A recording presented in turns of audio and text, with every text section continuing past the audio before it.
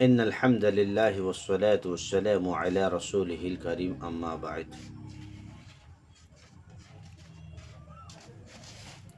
আমরা সকলেই জানি এই সময় বর্তমান সময় আমাদের আসামে উত্তরপ্রদেশ অন্ধ্রপ্রদেশ অর্থাৎ সারা ভারতবর্ষের ভিতরে একটি আওয়াজ হয়েছে, একটি প্রতিবাদ চলতেছে। আর সেটা হচ্ছে কি, ওয়াকফ বিল নিয়ে। সেটা পার্লামেন্টে ওয়াকফ বিলটা পাস হয়েছে, আমরা সকলেই জানি। কিন্তু একটি বহুত বড় আফসোসের বিষয় যে আমরা সারা ভারতবর্ষের কিছু সংখ্যক জনসাধারণ আছি যে আমরা সেই ওয়াকফ সম্পর্কে আমাদের সামান্যটুকু আমাদের নলেজ নাই।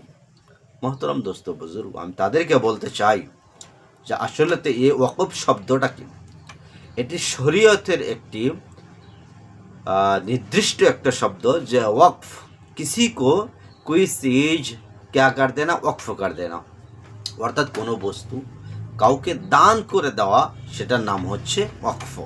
যেরকম মানুষ মসজিদের নামে জমিনটা ওয়াকফ করে দেয়, দান করে দেয়, মাদ্রাসার নামে দান করে দেয়, তারপর ঈদগার জন্য দান করে দেয়।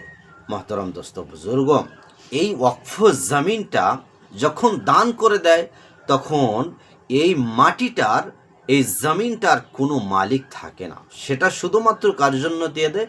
আল্লাহ পাক রব্বুল আলামিনের জন্য জমিনটা দান করে দেয়, গতিকে সেটা ওয়াকফ হয়ে গেল। এখন এই ওয়াকফ জমিনটার কতটুক অংশ রয়েছে? আমাদের সারা ভারতবর্ষের ভিতরে এই ওয়াকফি জমিনের যেটা মিকদার, যেটা সংখ্যা রয়েছে 9,54,000 একর জমিনের থেকে আরও বেশি রয়েছে। তো মোহতরম দোস্ত বুজুর্গ, এই জমিনের মালিককে ওয়াকফ বোর্ড, আমাদের মুসলমানদের একটা ওয়াকফ বোর্ড আছে, সেই ওয়াকফ বোর্ডের অধীনস্থ রয়েছে। মোহতরম দোস্ত বুজুর্গ, কিন্তু এগুলো জমির থেকে সরকারে কোনো ধরনের কি পাইতেছে না, খাজনা পাইতেছে না। গতিকে তাদের মাথা নষ্ট হয়ে গেছে।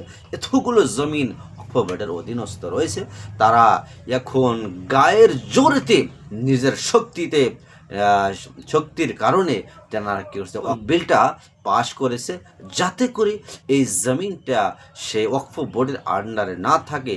আর তারা আরেকটা আবদার জানিয়েছে, যেরকম এই ওয়াকফ বোর্ডের ভিতরে শুধুমাত্র মুসলমান, তাদের ভিতরে সদস্য, মেম্বার, প্রেসিডেন্ট, সেক্রেটারি এগুলো থাকে, এখন নতুন করে আইন পাশ করেছে যে সেখানে হিন্দুদের ভিতর থেকে 2টা সদস্য সেখানে থাকতে হয়। এটা তারা আবদার জানিয়েছে।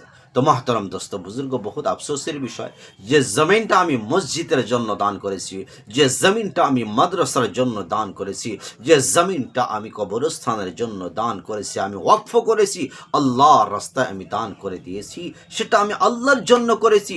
আর সেটা দেখভাল আমি মুসলমান মমিন হয়ে থাকবো। যেরকম মসজিদের আমরা কি করি, আমরা কিছু সংখ্যক মানুষকে সেক্রেটারি, প্রেসিডেন্ট দেই, তাদেরকে রক্ষণাবেক্ষণ করার জন্য।